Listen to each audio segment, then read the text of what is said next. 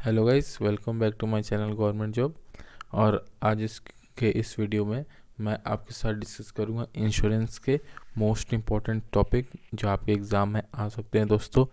तो ऐसे में टोटल 5 से 6 वीडियो आपके साथ डिस्कस करूंगा। तो ये मेरा पहला वीडियो है जिसमें मैंने इंश्योरेंस के बहुत सारे टॉपिक इसमें कवर किए हैं जो आपके एग्ज़ाम के लिए बहुत ज़्यादा इंपॉर्टेंट है।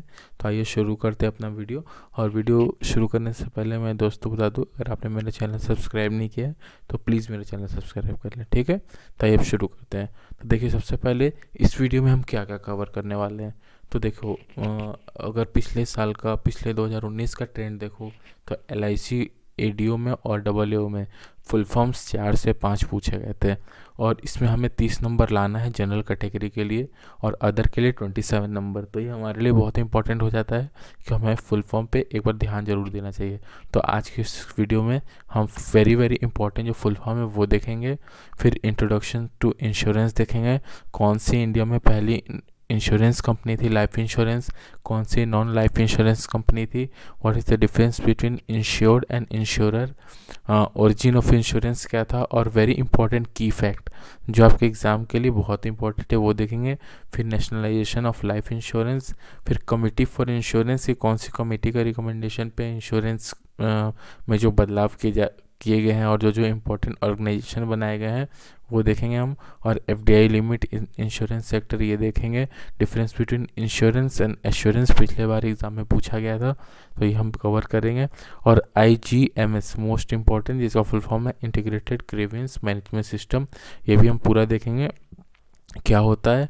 कंज्यूमर प्रोटेक्शन एक्ट 1986 और कंज्यूमर डिस्प्यूट रिड्रेसल एजेंसीज, मतलब अगर कोई कंज्यूमर का डिस्प्यूट है तो कौन कौन सी एजेंसीज देखती हैं। तो ये जो 10 से 11 टॉपिक जो मेरे को बहुत ज़्यादा इंपॉर्टेंट लगे, अभी आज के वीडियो में आपके साथ ये डिस्कस करूँगा। फिर आने आने वीडियो में जो जो इम्पोर्टेंट टॉपिक रहेगा इंश्योरेंस से रिलेटेड वो सब भी डिस्कस करूँगा, ठीक है। तो आइए फिर शुरू करते हैं। तो सबसे पहले जो हमारा इम्पोर्टेंट है वो है फुल फॉर्म। तो पहला है FDI जिसका है फॉरेन डायरेक्ट इन्वेस्टमेंट। दूसरा IRDAI जिसका insurance regulatory and development authority of India. Third LIC यानी life insurance corporation of India. Fourth GIC यानी general insurance corporation of India. Fifth है HDFC एर्गो यानी HDFC का फुल फॉर्म है housing development finance corporation Ergo general insurance company limited, ठीक है। TPA का full form है थर्ड पार्टी एडमिनिस्ट्रेटर, बहुत ही इंपॉर्टेंट है एग्जाम के पॉइंट ऑफ व्यू से। और ULIP इसका फुल फॉर्म है unit linked insurance plan. UIN का फुल फॉर्म है यूनिक आइडेंटिफिकेशन नंबर। WBA का फुल फॉर्म है होल बिजनेस एक्विजिशन। SI का फुल फॉर्म है सम इंश्योर्ड। IDV का फुल फॉर्म है इंश्योर्ड डिक्लेयर्ड वैल्यू, ठीक है। ये दोस्तों आप एक कॉपी पे सब नोट डाउन कर लेना या स्क्रीनशॉट ले लेना, बहुत इंपॉर्टेंट है। नेक्स्ट है हमारा और भी जो इम्पोर्टेंट करंट फुल फॉर्म है जो मेरे को इम्पोर्टेंट लगे वो है AUM यानी एसेट अंडर मैनेजमेंट। नेक्स्ट है हमारा BIMA यानी business of micro insurance agents. Third है CII यानी करंट इंश्योरेंस इंटरेस्ट। फोर्थ है DAB यानी death and acquired brain injury. EIA जिसका फुल फॉर्म है एक्सक्लूसिव इंश्योरेंस एजेंट। FNF यानी फैमिली एंड फ्रेंड्स। FAB यानी फ्यूचर एंड एक्योर्ड बोनस। GUL यानी guaranteed universal life. और फिर है IARD यानी insurance agent registration and development. फिर है IPO यानी इनिशियल पब्लिक ऑफरिंग, ठीक है। और ये जो 7 और बचे हैं, LA यानी लाइफ एश्योर्ड। LTC यानी लॉन्ग टर्म केयर। MDRT यानी मिलियन डॉलर राउंड टेबल। ये आप स्किप कर सकते हैं। MDRT ये इंडिया के बाहर का है, तो इसको मेरे हिसाब से याद करने की ज़रूरत नहीं, फिर भी आप एक बार देख लेना। S&W survival and wellbeing. SI यानी सम इंश्योर्ड। UL यानी यूनिवर्सल लाइफ। WL यानी होल लाइफ, ठीक है। तो ये कुछ थे इम्पोर्टेंट जो मैंने आपके साथ डिस्कस किया, ये हैं इम्पोर्टेंट आपके फुल फॉर्म, ठीक है। और अब जो मैं आपके साथ डिस्कस कर रहा हूँ ये बहुत ही ज़्यादा इंपॉर्टेंट है और ये आपके एग्ज़ाम में पूछे गए दोस्तों, पिछले बार भी 2-2 नंबर के। तो ये आप स्क्रीनशॉट लेके याद कर लेना क्योंकि ये वेरी वेरी इंपॉर्टेंट फैक्ट है, ठीक है। है तो बहुत सारे, लेकिन जो मेरे को इम्पोर्टेंट लगा वो मैं आपके साथ डिस्कस कर रहा हूँ। तो पहला है the first insurance company in India was oriental life insurance company which was established in Calcutta, जो इसको अब हम कोलकाता के नाम से जानते हैं, इन 1818। तो इसमें क्या इंपॉर्टेंट है, फर्स्ट इंश्योरेंस कंपनी कौन सी थी, ओरिएंटल लाइफ इंश्योरेंस, और कब इस्टेब्लिश हुई थी, 1818 में, ठीक है। और ये किसके, it was a British company that offer life insurance to European in a living in India, मतलब इंडिया में जो यूरोपियन रह रहे थे उनके लिए ये इंश्योरेंस कंपनी ओपन की गई थी, ठीक है। अब नेक्स्ट हमारा पॉइंट है जो बहुत इंपॉर्टेंट है कि द ओरिएंटल लाइफ इंश्योरेंस जो है क्या है, the first life insurance company, ठीक है, to be set up in India by English company, ठीक है। जो जो ओरिएंटल लाइफ इंश्योरेंस कंपनी है ये फर्स्ट लाइफ इंश्योरेंस कंपनी थी। और ट्राइटन इंश्योरेंस कंपनी लिमिटेड जो first non life insurance company to be established in India, ठीक है। तो पहली वाली लाइफ इंश्योरेंस है और दूसरी वाली first non life insurance company है, ठीक है। नेक्स्ट है हमारा Bombay mutual assurance society limited, the first Indian insurance company, it was formed in 1870 इन मुंबई। यानी ये जो Bombay mutual assurance society limited है ये फर्स्ट इंडियन इंश्योरेंस कंपनी है। जो इंडिया की जो पहली इंश्योरेंस कंपनी है वो है ये, और ये कब फॉर्म हुई थी, 1870 में। इसका हेडक्वार्टर कहाँ था, मुंबई में, ठीक है। और नेक्स्ट हमारा, अगर एग्जाम में पूछा जाएगा, the oldest insurance company in India and is still in business, तो ये क्या होगा, नेशनल इंश्योरेंस कंपनी लिमिटेड। तो ये जो 4 पॉइंट है दोस्तों ये बहुत ही ज़्यादा इंपॉर्टेंट है, आप इसका नोट्स ज़रूर बना लीजिएगा, आपको बहुत फ़ायदा होगा, क्योंकि ये 4 जो है पिछली बार एग्ज़ाम में पूछा गया था और बहुत सारे इंश्योरेंस के एग्ज़ाम में ये हिस्ट्री से रिलेटेड पूछा जाता है, ठीक है। तो ये मैं आपके साथ लेके आया हूँ। नेक्स्ट हमारा इंट्रोडक्शन टू इंश्योरेंस। तो देखिए दोस्तों ये इतना लंबा चौड़ा लिखा गया है, इसको मैं आपको एक शब्द में बता दूं कि इंश्योरेंस क्या होता है। इंश्योरेंस होता है कि इंश्योरेंस हम प्रोटेक्शन के लिए लेते हैं, या मान लीजिए हमें कोई लॉस हुआ या हमें कोई भी परेशानी हुई तो इसलिए हम इंश्योरेंस लेते हैं। जैसे यहाँ लिखा हुआ है, insurance is a contract represented by a policy in which an individual और एंटिटी रिसीव फाइनेंशियल प्रोटेक्शन और रिम्बर्समेंट अगेन लॉस। यानी हमें अगर कोई भी लॉस होगा तो हमें उससे फाइनेंशियल प्रोटेक्शन मिलता है, ठीक है। और इंश्योरेंस बहुत तरह के होते हैं, जैसे health insurance, life insurance, motor insurance, बहुत ही तरह का इंश्योरेंस होता है। तो उस पर नहीं जाएंगे क्योंकि वो एग्ज़ाम के लिए इम्पोर्टेंट उतना भी नहीं है। जो हमें जो इस वीडियो में जो जो की फैक्ट है हमें सिर्फ वो जानना है, ठीक है। तो आप इंश्योरेंस समझिए क्या होता है कि बेसिकली हमें इंश्योरेंस, हमें जो लॉस होगा उससे हमें फाइनेंशियल प्रोटेक्ट करता है, ठीक है। नेक्स्ट है हमारा, what is the difference between insured and insurer. देखिए इसमें बहुत ही ज़्यादा लोगों को कन्फ्यूजन होती है। इंश्योर्ड कौन होता है, इंश्योर्ड होता है हम, जैसे हम हो गए, आप हो गए, जो इंश्योरेंस लेते हैं वो इंश्योर्ड रहते हैं, ठीक है। तो जैसे यहाँ लिखा हुआ है, the insured is the person और entity that is protected by insurance policy. जैसे मान लीजिए मैंने इंश्योरेंस पॉलिसी ली थी तो मैं क्या हुआ, मैं हुआ इंश्योर्ड। और इंश्योरर कौन होते हैं, जो पॉलिसी देते हैं, जो कंपनी है और जो ऑर्गेनाइजेशन होती है। तो जो the insurer is the company और the organisation that provide the insurance policy. मतलब जैसे मान लीजिए LIC हो गया या बजाज हो गया, ये जो अगर हमें वो ये कंपनी ये क्या कहलाती है, अगर इंश्योरेंस की भाषा में कहे तो ये इंश्योरर होती है और ये हमें बेचती है, तो हम क्या होते हैं, हम इंश्योर्ड होते हैं, ठीक है। तो आई होप आपको ये चीज़ क्लियर होगा। ये एग्जाम में दोस्तों पूछ जाता है, what is insured, what is insurer, बहुत ही इंपॉर्टेंट है इसलिए मैं आपको बता रहा हूँ। नेक्स्ट है most important, very very important, nationalisation of life insurance. ये मैं आपको पढ़ के बताऊंगा, ये बहुत ही ज़रूरी है इसलिए मैंने इतना बड़ा ये लिखा हुआ है, ठीक है। तो nationalisation of life insurance in India इस टुक प्लेस इन 1956। यहाँ पे की पॉइंट क्या है, 1956 आपको ये डेट याद रखना है, ठीक है। When the Life Insurance Corporation of India was establish. तो Life Insurance Corporation of India कब इस्टेब्लिश हुआ था, ये हुआ था हमारा 1956 में, ठीक है। The government of India passed the Life Insurance Corporation Act, which nationalized the life insurance industry in India and created the LIC as a sole life insurer in the country. यानी गवर्नमेंट ने act पास किया, life insurance corporation act, जिसके बाद LIC India में form हुआ और जो अभी तक चल रहा है। और नेशनलाइजेशन कब हुआ था, 1956 में, ठीक है। तो ये बताया इसमें, prior to nationalization there were over 175 private insurer companies operating in India, but the government felt that the industry was not serving the need of the people effectively and that is needed to be brought under public ownership. यानी देखिए total 175 से ज़्यादा private life insurance company काम कर रही थी और government चाहती थी कि सबको एक जगह ला के एक ऑर्गेनाइजेशन बनाया जाए जो पब्लिक ऑर्गेनाइजेशन हो, जो गवर्नमेंट जिसमें गवर्नमेंट का फंड ज़्यादा हो। इसलिए गवर्नमेंट ने LIC का फॉर्म किया और जिसका फॉर्मेशन कब हुआ 1956 में। ठीक है, आई होप सो आपको दोस्तों यहाँ तक क्लियर होगा ये चीज़। नेक्स्ट है वेरी इंपॉर्टेंट, कौन सी कमिटी इंश्योरेंस के लिए रिस्पॉन्सिबल है। ठीक है, तो in India Malhotra committee was a committee set up by the government of India in 1993 to review the Indian insurance industry and make recommendation for its future development. The committee, headed by the former Reserve Bank of India Indian Governor R.N. Malhotra, submitted its report in 1994.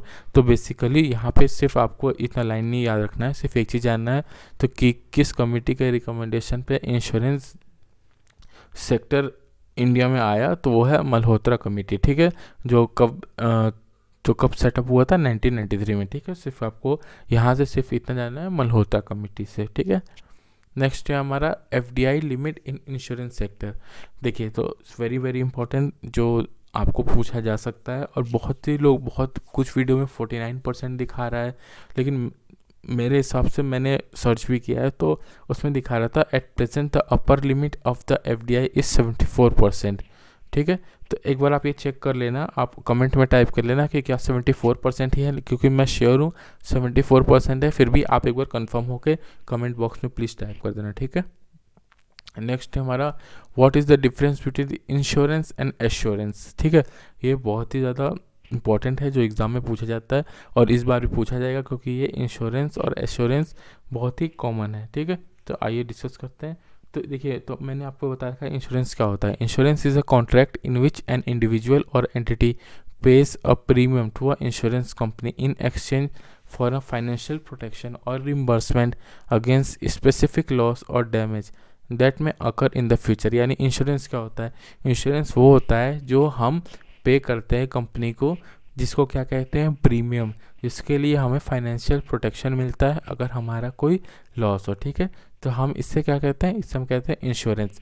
Insurance बहुत तरह के होते हैं, जैसे motor insurance, life insurance, non life insurance, बहुत car insurance, bike insurance, बहुत तरह का इंश्योरेंस होता है। ठीक है, नेक्स्ट है हमारा एश्योरेंस। एश्योरेंस क्या होता है? Assurance is the financial product that guarantee payment of a sum of money upon the occurrence of a specific event such as death. यानी एश्योरेंस होता है कि कॉन्फिडेंस देता है। जैसे एक एग्जांपल दे रहा हूँ मैं कि जैसे मैंने कहा कि मैं एश्योर करता हूँ कि वो कल आएगा, यानी मैं आपको 100% कह रहा हूँ कि वो कल आएगा तो वो आएगा। ठीक है, तो अगर आप इस चीज़ को इंश्योरेंस में रिलेट करोगे तो यहाँ ये कहना जा रहा है कि अगर कोई भी अकरेंस हुआ सच एज डेथ, तो इस केस में जो कंपनी होती है वो गारंटी करती है कि हम उसका जो भी रिम्बर्समेंट होगा, जो भी पैसा होगा, हम वो पे करेंगे। ठीक है, तो वो कंपनी एश्योर्ड करती है, यानी कॉन्फिडेंस में लेती है क्लाइंट को। सॉरी दोस्तों। नेक्स्ट हमारा IGMS। देखिए ये आगे का टॉपिक है लेकिन ये बहुत इंपॉर्टेंट है, ये पिछली बार भी एग्ज़ाम में पूछा गया था इसका फुल फॉर्म, इसलिए मैंने यहाँ पे ये रखा हुआ है। IGMS का फुल फॉर्म है इंटीग्रेटेड ग्रीवेंस मैनेजमेंट सिस्टम। ठीक है, पहले मैं आपको ये पढ़ूंगा फिर बताऊंगा क्या होता है। ठीक है, IGMS stand for insurance general management system. It is a software that is used by insurance companies to manage their operation and process. It is designed to automate and streamline the various functions of an insurance company such as policy administration, claim processing and financial management। यानी यहाँ पे ये बताया जा रहा है कि ये एक बेसिकली सॉफ्टवेयर है जो इंश्योरेंस कंपनी को मैनेज करता है। ठीक है, जो भी इंश्योरेंस कंपनी का होल एंड सोल जो भी प्रोसेस रहता है, जैसे कि पॉलिसी एडमिनिस्ट्रेशन हो गया, क्लेमिंग प्रोसेस हो गया या फाइनेंशियल मैनेजमेंट, जितना भी प्रोसेस रहता है इसको मैनेज कौन करता है? IGMS जो ये सॉफ्टवेयर है। ठीक है, and IGMS typically include module for policy administration, claim management, underwriting, री इंश्योरेंस, बिलिंग। जैसे मैंने बताया कि इंश्योरेंस का जितना भी काम रहता है, बिलिंग से लेकर पॉलिसी एडमिनिस्ट्रेशन तक सारा काम ये IGMS जो मैनेजमेंट सिस्टम है ये देखता है, ठीक है। तो ये आपको अगर ये नहीं भी याद रखना है तो मत रखना, लेकिन फुल फॉर्म इसका ज़रूर याद रखना, एग्ज़ाम के पॉइंट ऑफ व्यू से बहुत ही ज़्यादा इंपॉर्टेंट है। नेक्स्ट हमारा एक्ट, देखो एक्ट इसमें बहुत सारे हैं, 10-15 एक्ट हैं, लेकिन जो सबसे इम्पोर्टेंट एक्ट है जो बहुत सारे इंश्योरेंस एग्जाम में पूछा गया है वो मैं एक्ट आपके साथ यहाँ पे डिस्कस करूँगा, जो है कंज्यूमर प्रोटेक्शन एक्ट 1986। आपको ये डेट याद रखना, ईयर याद रखना सॉरी, कि 1986 ईयर है, ठीक है, क्योंकि ईयर एग्जाम में पूछा जाता है तो बहुत सारे ऑप्शन रहेंगे, लेकिन आप 1986 याद रखना। तो आइए अब देखते हैं क्या है। The consumer protection act is a law passed by the Government of India in 1986 to protect the right of the consumer. The act provides a mechanism for consumer to file complaint and seek redressal for grievance against manufacturer, seller and service provider for goods and service, ठीक है। तो ये basically consumer protection act ये है हम लोग के लिए, यानी हम कंज्यूमर हैं हमारे लिए, ठीक है। ये हमें क्या प्रोवाइड करता है, ये हमें प्रोवाइड करता है right to safety, right to be inform, right to choose, right to heard, right to seek redressal, right to consumer education, यानी हमें कोई चीट ना कर सके, ठीक है। तो इसलिए ये एक्ट बनाया गया है ताकि हमें हर चीज़ का पता होना चाहिए, क्या राइट है कंज्यूमर का। जैसे हम कुछ भी सामान लेने जाते हैं तो कोई हमें कुछ गलत नहीं दे सके। तो देखो बहुत लोगों को पता नहीं रहता है कि अगर हमारे साथ कभी भी शॉपकीपर कोई चीट करता है तो हम उसको जाके कंप्लेन कर सकते हैं, ऐसा होता है, लेकिन बहुत लोग इस बारे में नहीं जानते हैं। तो ये consumer protection act basically consumer के लिए बनाया गया है ताकि उनका राइट जो है प्रोटेक्ट किया जा सके, ठीक है। और यहाँ से जानने लायक सिर्फ एक चीज़ है, ईयर 1986, ये ईयर आप याद रखना, बहुत ही इंपॉर्टेंट है, ठीक है। आइए नेक्स्ट करते हैं जो कि वेरी वेरी इंपॉर्टेंट है, कंज्यूमर डिस्प्यूट रिड्रेसल एजेंसी, यानी अगर कंज्यूमर को अगर आगे उनको अपना क्लेम सेटलमेंट करना है जिससे, तो उसके लिए कहाँ ये हम, जैसे हम कंज्यूमर छोड़ो, हम कहाँ जा सकते हैं अगर हमें कहीं शिकायत दर्ज करनी है, ठीक है। तो आइए देखते हैं, consumer dispute redressal agency are the bodies established by government to resolve the consumer complaint, यानी ये किस लिए बनाया गया कि अगर कंज्यूमर कोई कंप्लेंट कर रहा है, यानी हम अगर कोई कंप्लेंट कर रहे हैं तो हम कहाँ जा सकते हैं, इस चीज़ को लेकर गवर्नमेंट ने बनाया हुआ है। एक 3 पार्ट में इसको डिवाइड किया है जो मैं आपके साथ आगे बताऊंगा। They are establish under the consumer protection act of 1986 in India, ठीक है। ये कंज्यूमर प्रोटेक्ट एक्ट के तहत ये इस्टेब्लिश किया गया, ठीक है। तो देखिए यहाँ बेसिकली 3 लेवल है। पहला लेवल है district consumer dispute redressal forum, ठीक है। दूसरा है स्टेट और तीसरा है नेशनल। तो मैं एक एक करके आपको बताऊंगा। सबसे पहला है क्या है, district. This is the first level of redressal and is typically located at the district level. ये बेसिकली क्या एड्रेस करता है, डिस्ट्रिक्ट लेवल पर, ठीक है। तो इसलिए इसका नाम पड़ा है district consumer dispute redressal forum. और इसको ब्रैकेट में मैंने इसका शॉर्ट फॉर्म भी लिखा है DCDRF। आपको ये जरूर याद रखना क्योंकि एग्जाम में ऐसे ही पूछता है कि DCDRF दे देगा और इसमें बोल देगा कि R का मतलब क्या होता है, तो R का मतलब रिड्रेसल हो गया, ठीक है। तो ऐसे ही याद रखना। और ये क्या करता है, consumer can file complaint with the DCDRF if the value of the dispute is less than 20 lakh. अगर 20 लाख से कम का वैल्यू है कंज्यूमर के पास तो वो district consumer dispute redressal forum में अपना कंप्लेंट फाइल कर सकता है, ठीक है।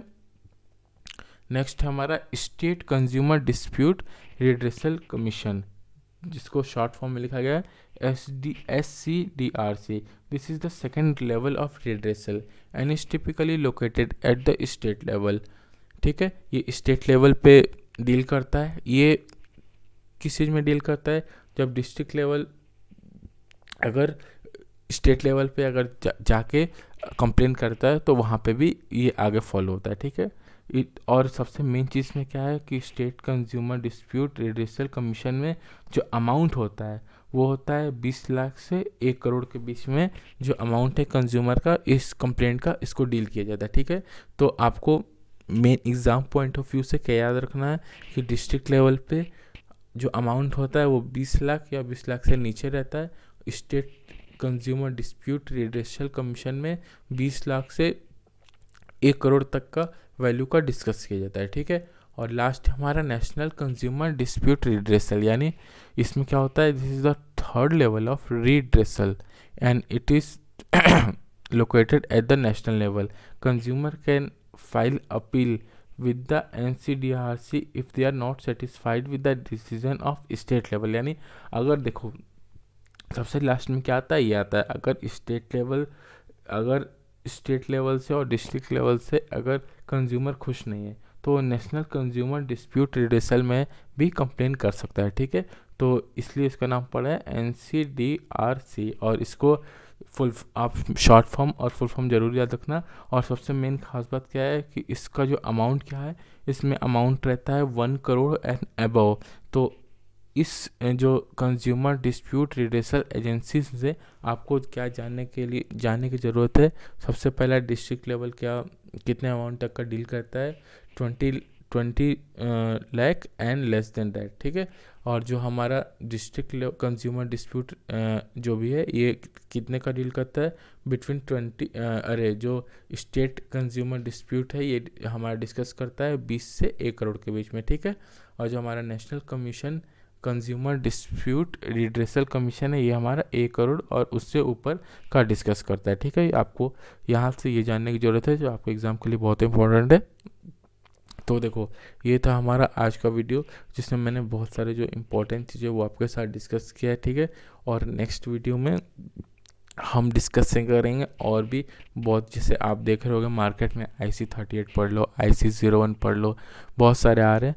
तो ये मैं आपके साथ नेक्स्ट वीडियो में डिस्कस करूँगा जो आपको 25 जनवरी को आएगा, जिसमें मैं आपके साथ जो भी इम्पोर्टेंट टॉपिक है इंश्योरेंस से रिलेटेड वो आपके साथ डिस्कस करूँगा। क्योंकि आप देखो करंट अफेयर और इंग्लिश, मैथ, रीजनिंग ये तो पढ़ ही रहोगे, लेकिन इंश्योरेंस में बहुत ही कम बच्चों का सिलेक्शन होता है क्योंकि इंश्योरेंस बच्चे नहीं पढ़ते हैं। तो मैं इस वीडियो के माध्यम से आपके साथ यही सारी चीज़ जो इम्पोर्टेंट टॉपिक है वो डिस्कस करूँगा, ठीक है। और बस आपको ये करना है, आप मेरा चैनल सब्सक्राइब कर लो, लाइक करो और शेयर करो दोस्तों, ठीक है। तब तक के लिए गुड नाइट, टेक केयर।